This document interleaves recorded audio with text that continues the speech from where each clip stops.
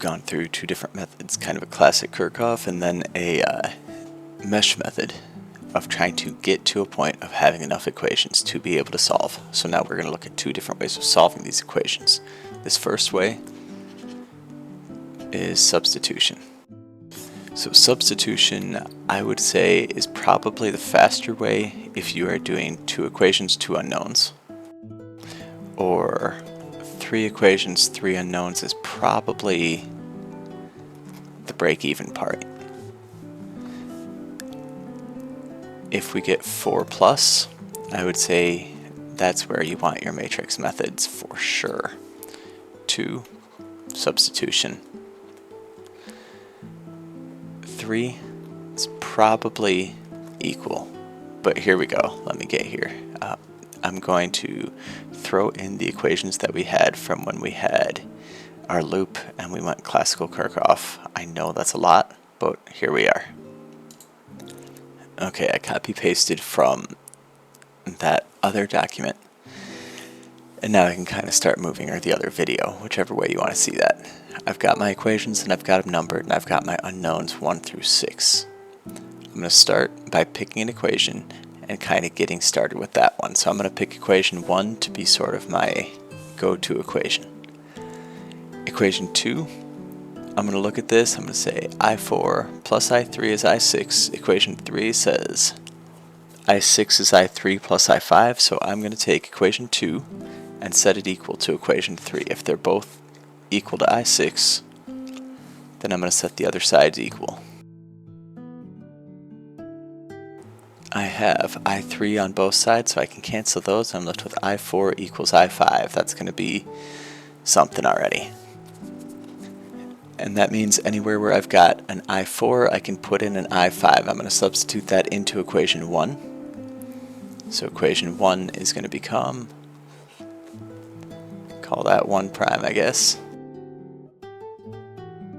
And then equations 2 and 3, I've kind of already gone with, but let's do 2 prime, making this substitution I4 equals I5, so. Alright, equation 4 prime, because I don't need to use 3 again, there's nothing for me to substitute there. So now I'll use equation 4 and replace nothing. I've got nothing to replace, so 4 I get to keep as is. But wherever I have an I4, I'm going to make it into an I5. And those become 5 prime and 6 prime. I'm getting somewhere. Alright, I would like to take equation 4 and solve it for I3. So I'm going to get I3 equals. And then I can take that whole thing and plug it into equation 2 prime. So equation 2 prime for I3, I'm going to put this stuff in. And that'll become 2 double prime. I've used 4, I'm going to grab 5 and 6. Okay, any of these relations where I've got something that once I know one variable I can find the other, I'm going to just put some boxes around. But now I'm down to 4 equations with 4 unknowns. I have to keep going. I want to clean up equation 2 prime. I haven't done anything to it, I've just rearranged it, so I haven't done any substitutions. That's still 2 prime. But now I'm going to take this thing and I want to solve it for I6 equals. And I've got another box equation. Box equation I can use to plug into 5 prime and 6 prime to get rid of my I6s. So I'm going to do that. I'm going to copy these equations over. 1 stays by itself. And I'm going to grab these 2.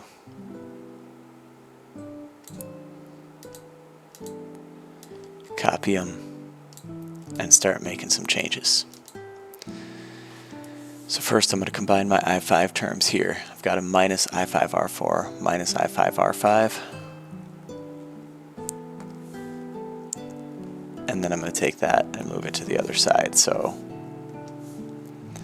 let me do that. I'm adding I6, R6 to both sides. That puts that here. And then I'm going to factor an I5 out of those two.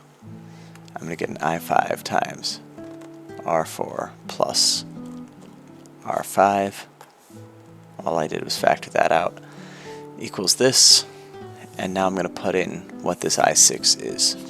So I've got over here an R6 times. Now I'm going to do the same thing to 6 prime. So this one's going to become 5 double prime. Over here I'm going to do the same thing. And then I'm going to replace this I6 with the stuff in the box. And because I made that change, that's now 6 double prime. There we go. 3 equations, 3 unknowns. We're getting close. I'm going to distribute all this stuff out. It's getting to be a lot. So I'm going to multiply through by this R3 plus R6 on both sides. So here, I'm going to stick the whole thing in brackets the whole way through. Multiply through by R3 plus R6. That's going to get rid of my fraction. I can do the same thing down here. I get to keep equation 1.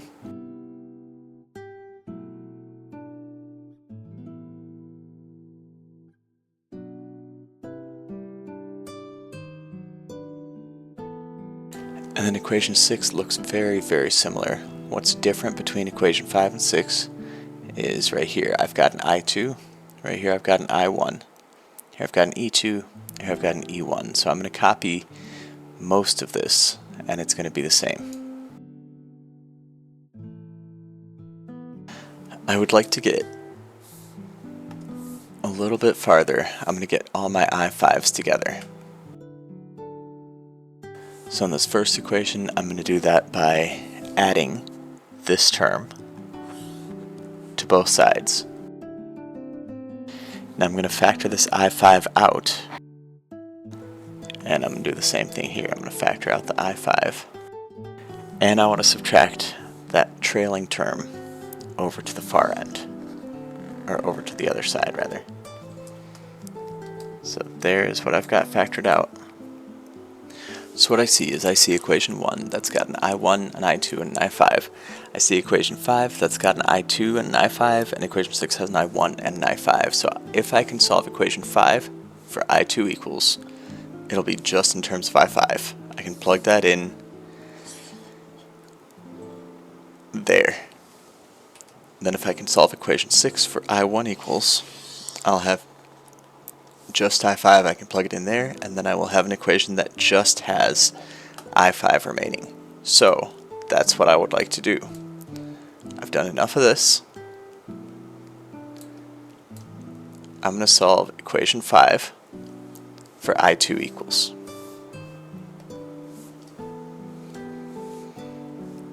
I'm going to do that by first moving some terms around. Right, I'm going to move this to the other side. So I'm going to subtract that to the other side.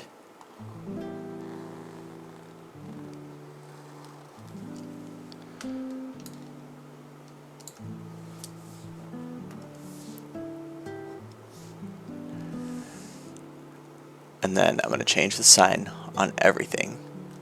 Plus, minus, minus, plus. And then I'm going to have to divide by this thing. So I'm going to do the same pieces that I just did to this bottom equation.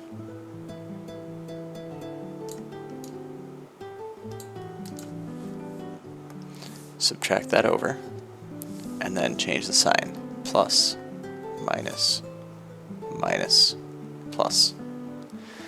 I'm solving equation 5 for I2 equals, so to do that I'm going to have to take the entire equation and divide it by this thing.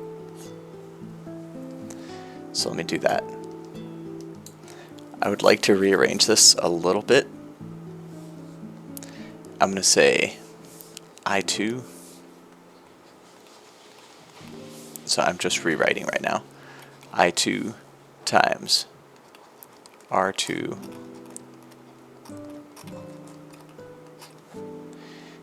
equals, I'm going to grab the positive first.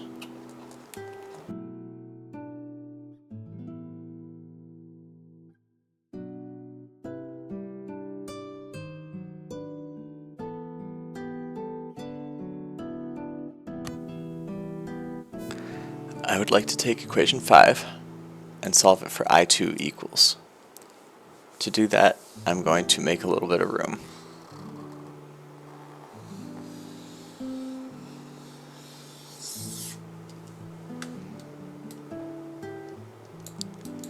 Okay, if I am solving for I2 equals, I need to divide by this thing. So that is going to go right here with a big divided by sign.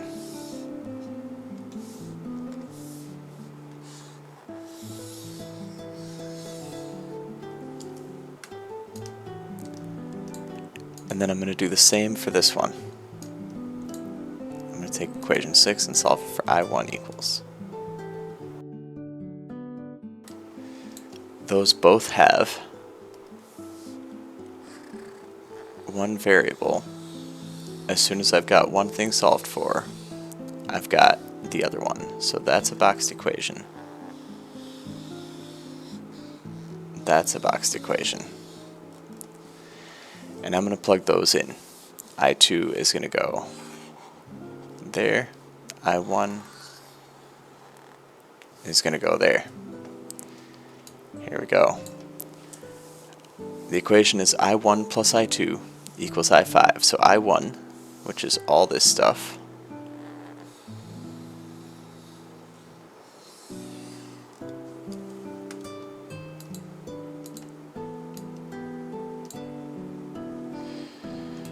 plus I2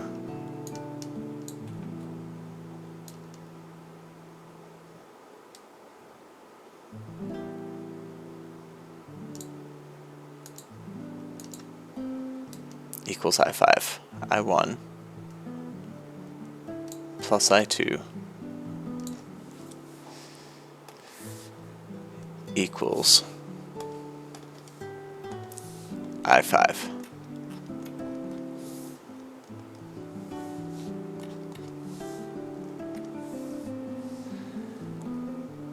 Now I'm going to multiply.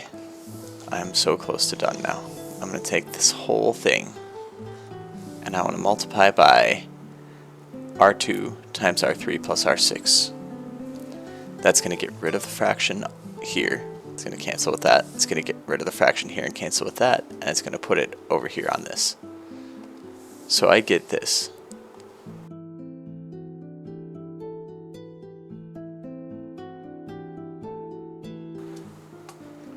That equation got really big.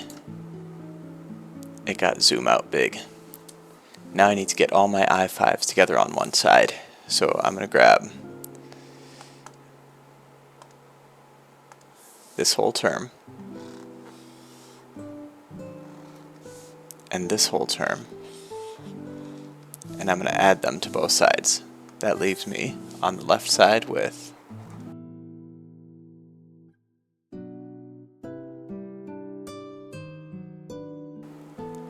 and then this one is actually exactly the same as this one, so I'm just going to throw a 2 in front of it.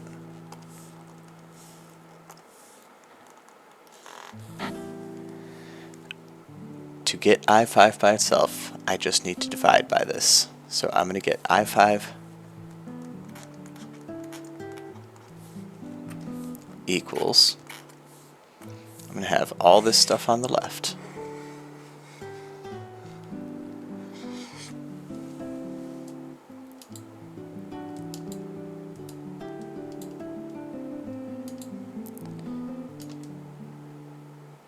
Divided by this stuff.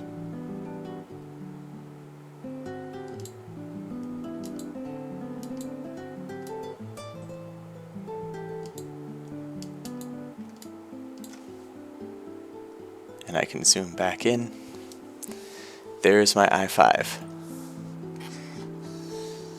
There's only the one brightly colored letter in there, which means I am down to just plugging in constants. So now when I do plug in those constants, I can get a number like, actually I'm going to get a number that's kind of tough to plug in. I should remember these. E1 was 10 volts, E2 was 8 volts, E3 was 6 volts, and I'm going to make every one of my resistors be 2 ohms.